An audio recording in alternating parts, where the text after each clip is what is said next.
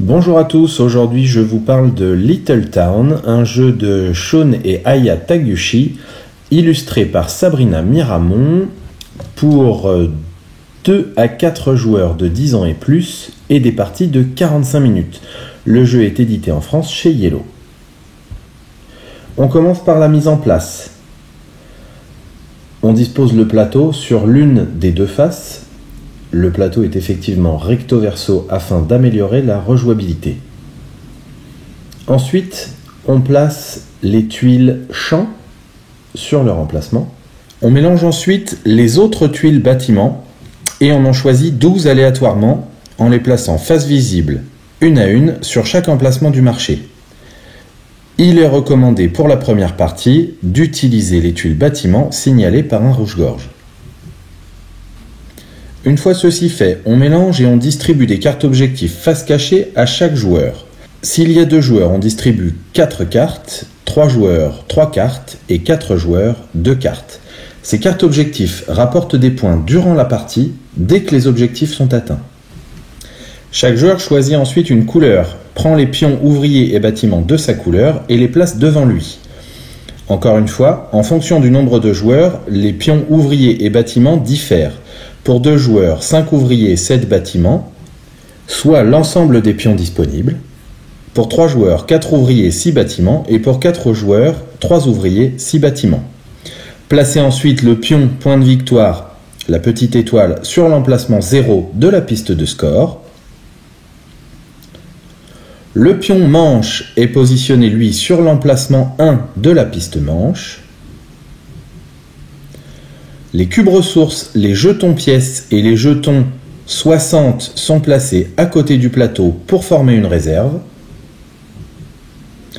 Chacun reçoit ensuite 3 pièces de 1 et les place devant lui.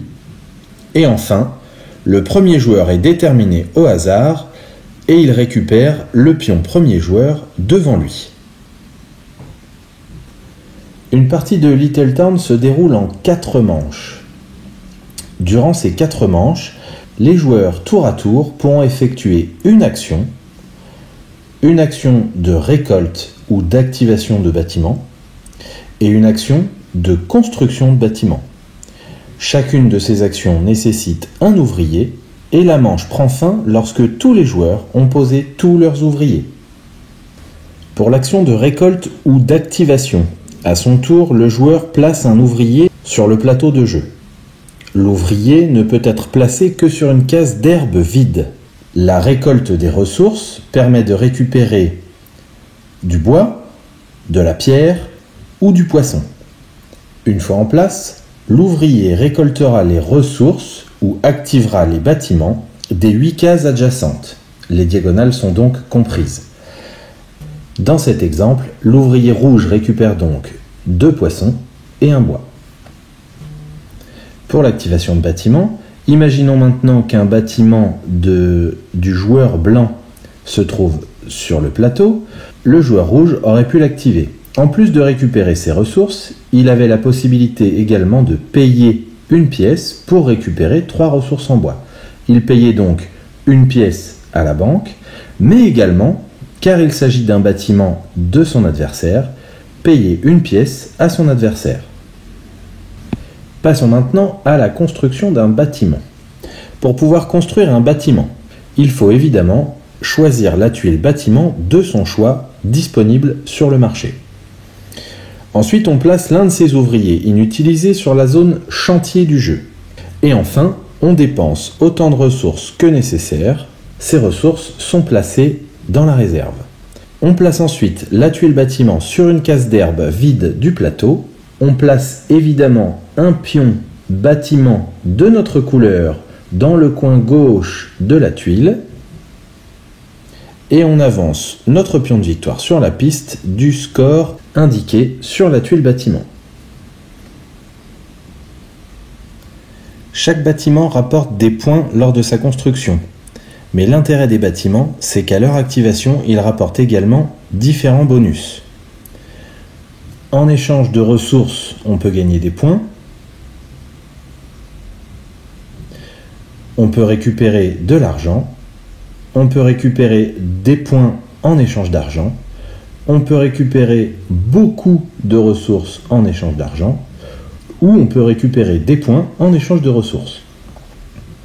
La fin de la manche intervient dès que tous les joueurs ont utilisé tous leurs ouvriers. Il y a alors 3 étapes à suivre.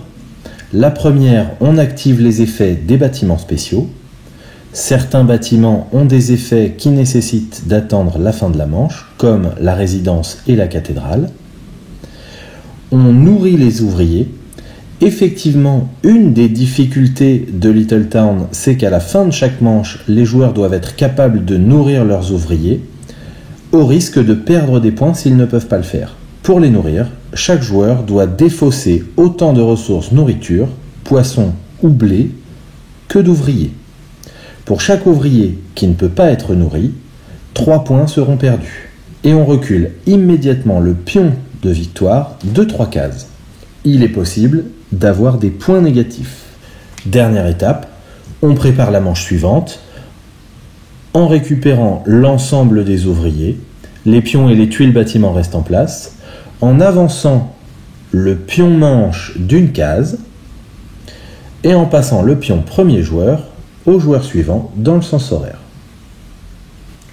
Et voilà, c'est terminé pour cette mise en place et les règles du jeu de Little Town. J'espère que cette vidéo vous a plu. Si c'est le cas, n'oubliez pas de commenter, de liker et de vous abonner à la chaîne. Et maintenant, c'est à vous d'y jouer.